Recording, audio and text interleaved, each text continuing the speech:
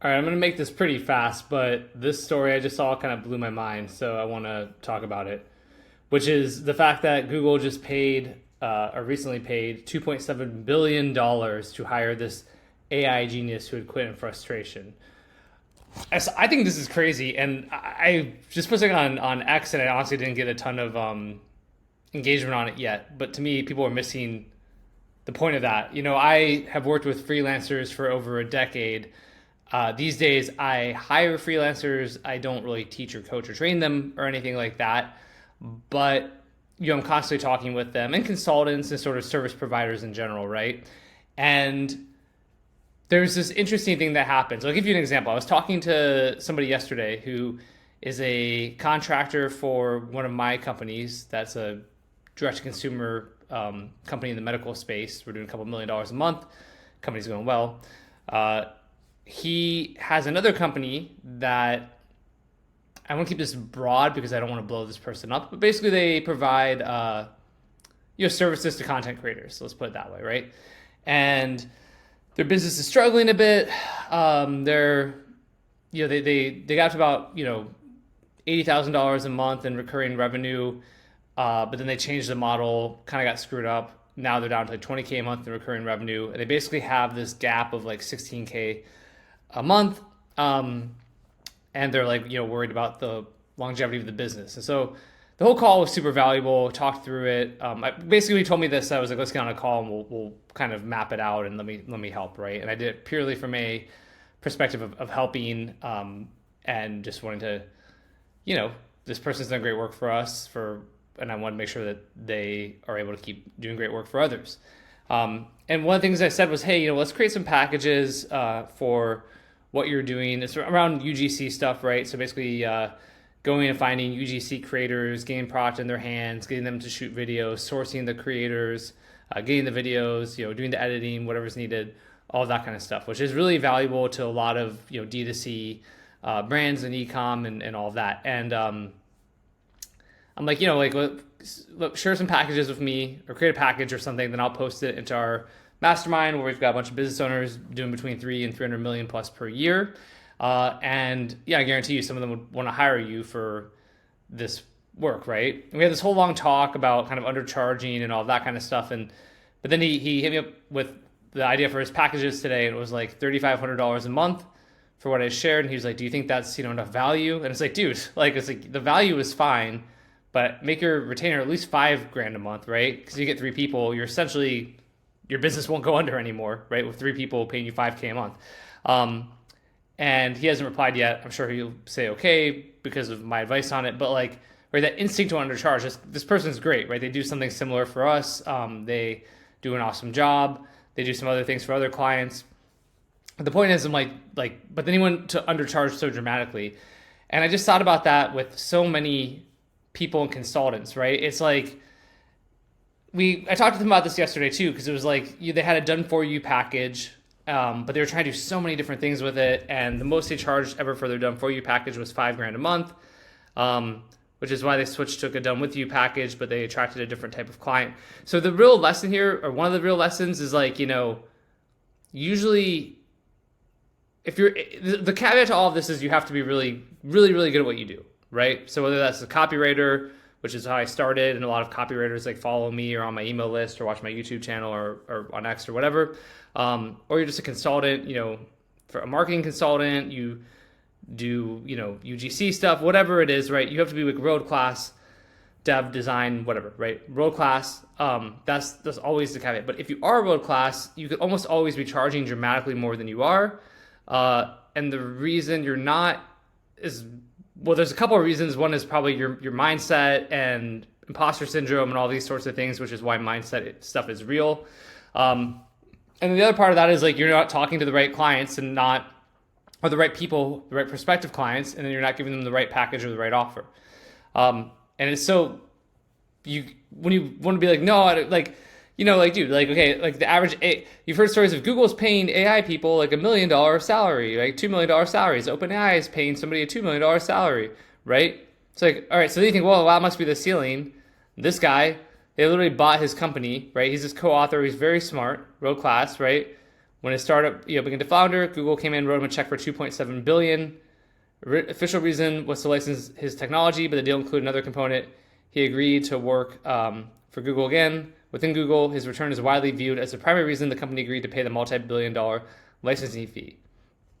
So, and then they're kind of like, oh, should they spend it on? Who cares? Well, I don't have an opinion on what Google does with their money. They got enough money to drop $2.7 billion.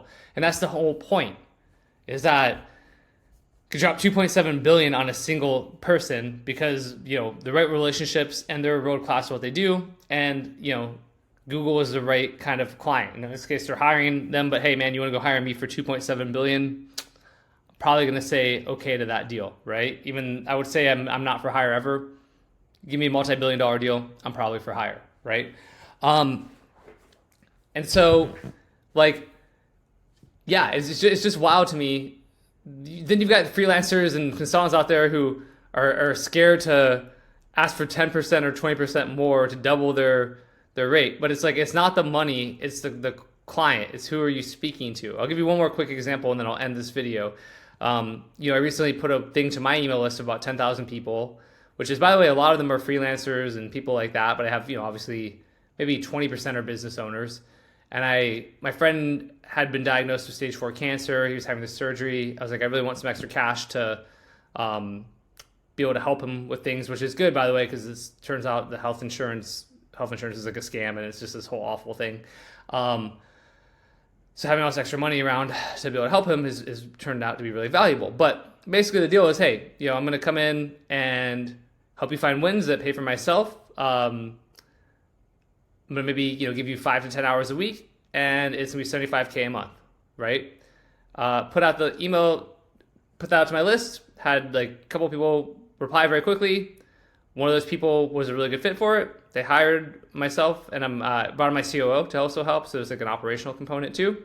They just paid us for the second month. They're like, oh, we want to make this a year-long commitment, right? They'd like to go for a year. So, I'm not great at math, but let's see here. 12 times, don't laugh at me, but 12 times 75,000, right? What is that? So 12 times 75,000. So $900,000 in extra income for the year from one email to my list, from one client, right? Paying me $75,000 a month. Now, let's go to other consultants, right? Put out there, if I was charging $5,000 for the same work, it's first of all, okay, realistically, how many of those people could I really service, correctly? And the answer is probably 3. I'm thinking if I didn't have all these other things, I have multiple 7, 8 figure companies, right? So I don't have the bandwidth for one.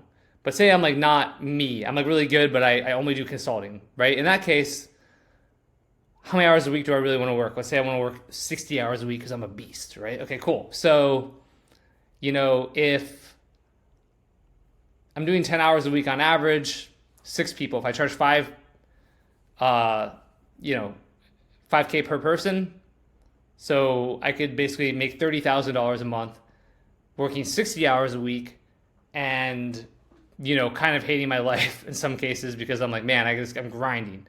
But, for the average person, you're wow, that's life-changing. $30,000 a month, that would be so life-changing. And it's yeah, probably it would. But this goes back to your skill level, right? The problem is not that. If you're early on, if you're kind of worth $5,000 a month, fine. Then, yeah, that's what you should be charging. But I just see a lot where there's these world-class people who are absolute experts who are really good. And that's who I'm speaking about them. And for everyone else who's watching this, you should try to become really, really good. But then once you are, it's less about for the right price, nobody cares. Similarly, when I was doing video sales letters and writing copy, and I would charge $50,000 to write a 7,000 word Google Doc and send it to somebody. And they'd be all right, great, right? I had made $1 million a month doing that or $1 million a year doing that for several years in a row. Because you think about yourself so much, but think about them. If even when I started doing some AI agency work, and we still do it a little bit, when I sold some retainers and packages that were $150,000 a month just to deliver copy to some 9-figure clients who needed that much copy. I'm okay. right? It's not about you. It's not about the money. It's about the client. What do they have? Right? If I'm making $100 million a year, so the consulting client is paying us 75K a month. They're doing 100 million a year, let's say, right? Not let's say it's around what they're doing. Okay, so if I get them one win that increases revenue by 10%, which shouldn't be hard because they're running on funnels, they're running their e-com, their brand, they're the number one brand. They're in a different country, but they're the number one brand in that other country. So I've already given them some deliverables and things. So okay, one win, 10% lift, $10 million. They paid me, in the first 60 days, right? I make them $10 million in the first 60 days. They paid me $150,000. So again, hey, you're going to give me $150,000. I'm going to give you $10 million back. And by the way, it might be a 20 or 30 or 40% lift. So it might make them 20, 30, 40, $50 million. Right? That's how they should be thinking about it and how I'm thinking about it. So if that's the case, is like, that's a no-brainer. And by the way, of course they're going to want to keep hiring me because keep getting them lifts, right? If every 60 days I'm increasing, their revenue by, even if after the first 60 days it's like a 3% lift, a 5% lift, right? So increase the revenue, by 3 million, 5 million, right? Like they're paying $150,000 for that, for this big company with good margins and that's gearing for an exit eventually. That will be probably a 9-figure exit. They're like happy to do it. And so again, this story is just a massive reminder of how like you don't, think less about yourself and more about who the client is, who you're serving or who you're going after. And, that's a big secret, but it is not actually complicated at all. All right, thanks.